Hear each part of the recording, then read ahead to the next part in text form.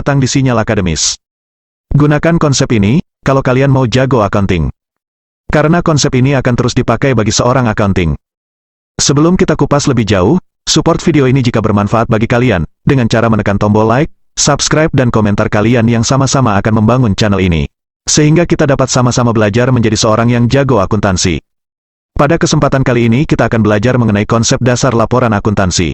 Kalian tahu gak sih, mengapa konsep dasar laporan akuntansi sangat penting bagi kita seorang accounting? Untuk lebih jelasnya tonton terus video ini sampai selesai ya kawan, agar kalian bisa jago akuntansi.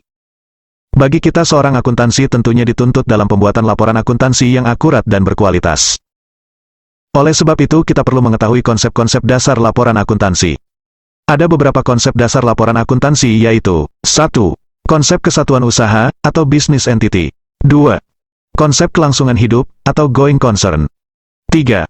Konsep harga pokok atau cost. 4.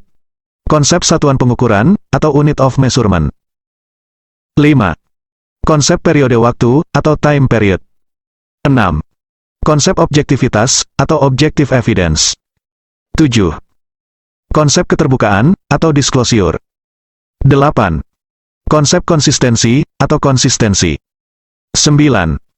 Konsep konservatisme atau konservatism. 10. Konsep realisasi atau realization. 11.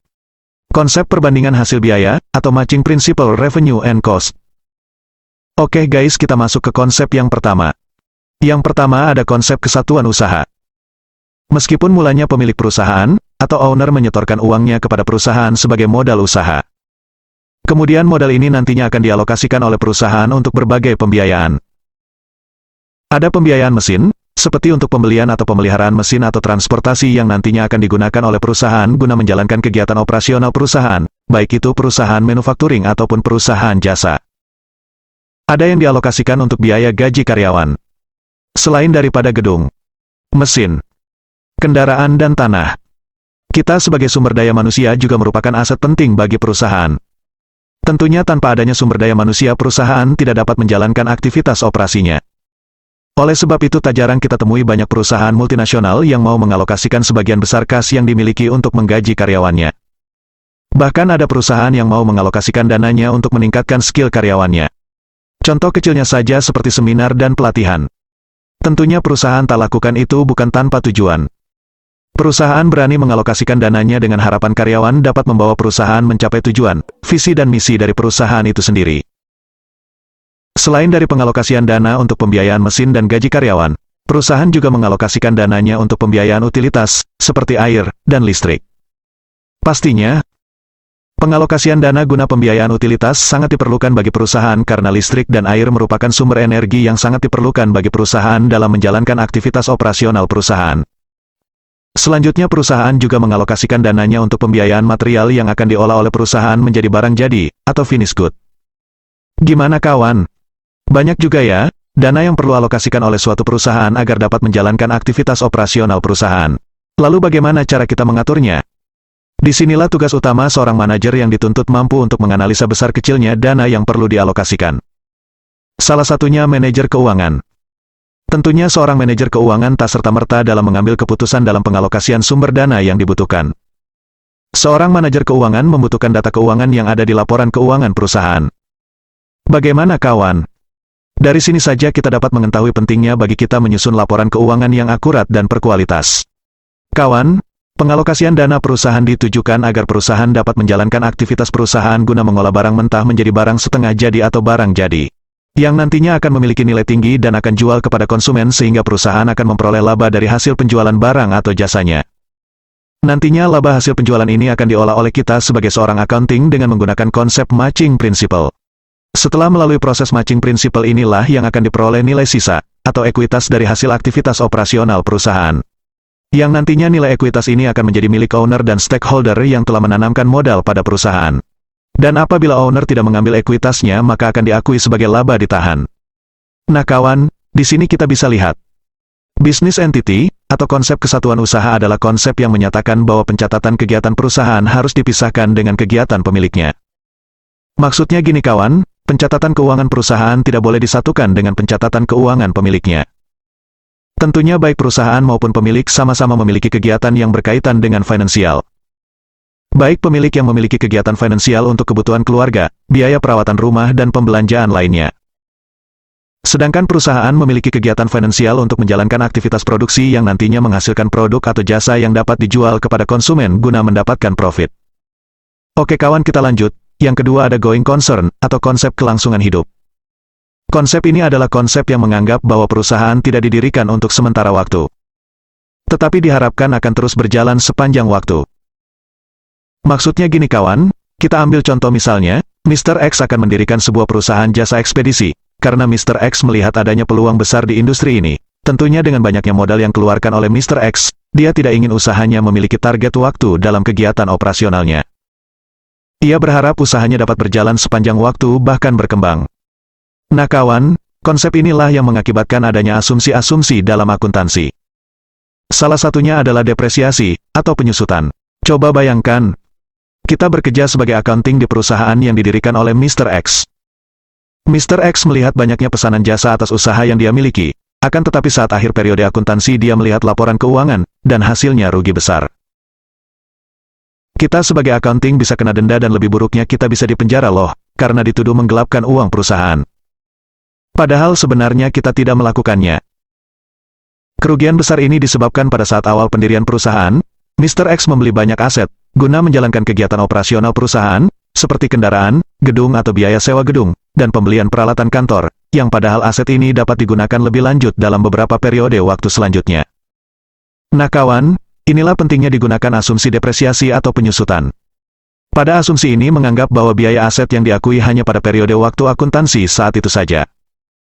Kita akan membahas asumsi depresiasi pada video-video saya selanjutnya. Yang ketiga ada konsep cost, atau konsep harga pokok. Sehubungan dengan konsep kelangsungan hidup, maka data akuntansi akan dicatat sebesar harga perolehan pada waktu terjadinya. Kawan, kalian tahu gak sih maksud dari konsep ini apa?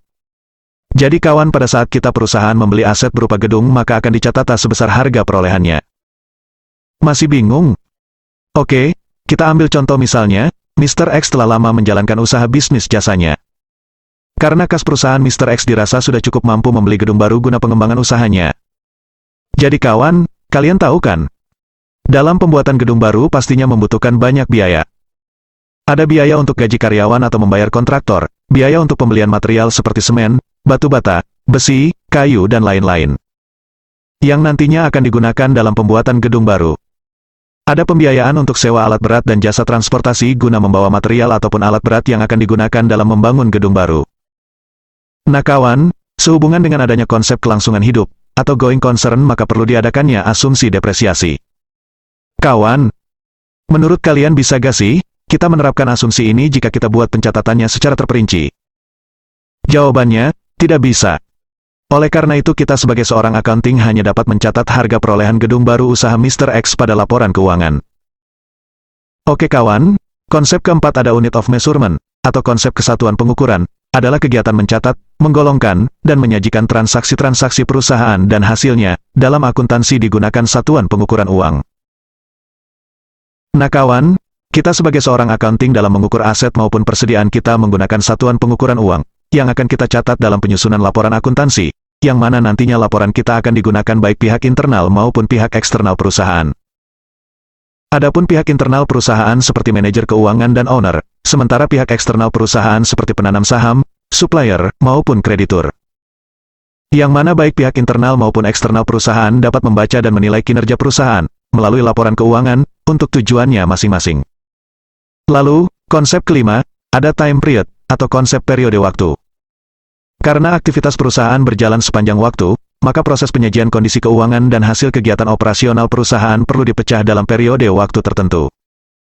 Jadi kawan, kita sebagai seorang accounting dalam menyusun siklus akuntansi baik itu dalam pembuatan jurnal umum, buku besar, neraca dan laporan keuangan memiliki periode waktu tertentu yang telah ditetapkan.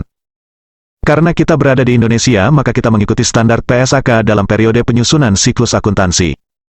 Selanjutnya konsep yang keenam, yaitu konsep objektivitas, atau objective evidence. Untuk keperluan pencatatan akuntansi dibutuhkan dukungan bukti-bukti transaksi yang bersifat objektif dan dapat diuji kebenarannya. Yang mana kita sebagai seorang accounting dalam mencatat laporan keuangan kita perlu adanya bukti transaksi dan memastikan apakah nominal dan tanggal yang tertera pada bukti transaksi sesuai dengan faktanya. Kawan, kalian tahu gak sih? Finansial lebih mudah terjadinya kecurangan dalam suatu lingkup organisasi. Disinilah kawan, tugas kita yang paling penting bagi seorang accounting, kita dituntut untuk teliti guna mencegah terjadinya tindak kecurangan. Sebagai contoh, kita bekerja pada Tuan Y pada perusahaan distributor minuman misalnya. Kita melihat pada data laporan keuangan antara pembelian, persediaan dan penjualan adanya nominal yang tidak seimbang atau bisa dikatakan kemungkinan terjadinya tindak kecurangan. Maka kita harus meminta list data inventory perusahaan pada bagian gudang. Kita harus mengecek kembali dan mencocokkan data yang kita miliki dengan data yang dimiliki oleh bagian inventory. Akan tetapi kita tidak boleh menilai yang benar adalah data yang kita miliki. Kita juga tidak boleh secara asal membenarkan bahwa data yang dimiliki bagian gudang yang benar. Jika terjadi tidak balance antara data kita dan data gudang, maka baik accounting maupun bagian gudang harus recek stok barang sesuai dengan fakta. Tak jarang kita sebagai accounting dinilai sebagai orang yang ribet kawan. Karena itu kawan, kalian harus menjalin komunikasi yang erat sesama karyawan. Agar segala aktivitas kita dalam bekerja dapat dipermudah. Oke kawan, itu dia tadi 6 konsep dasar laporan akuntansi yang dapat saya bagikan pada part 1 ini. 5 konsep dasar laporan akuntansi selanjutnya akan kita bahas di part 2 ya. Mari kita sama-sama belajar dan menjadi accounting yang profesional. Tetap semangat berpikir dan mempelajari ilmu guys. Mengutip kalimat dari seorang filsuf René Descartes. Cortigo ergo sum. Yang artinya, aku berpikir maka aku ada. Tetap semangat dan jumpa lagi ya guys.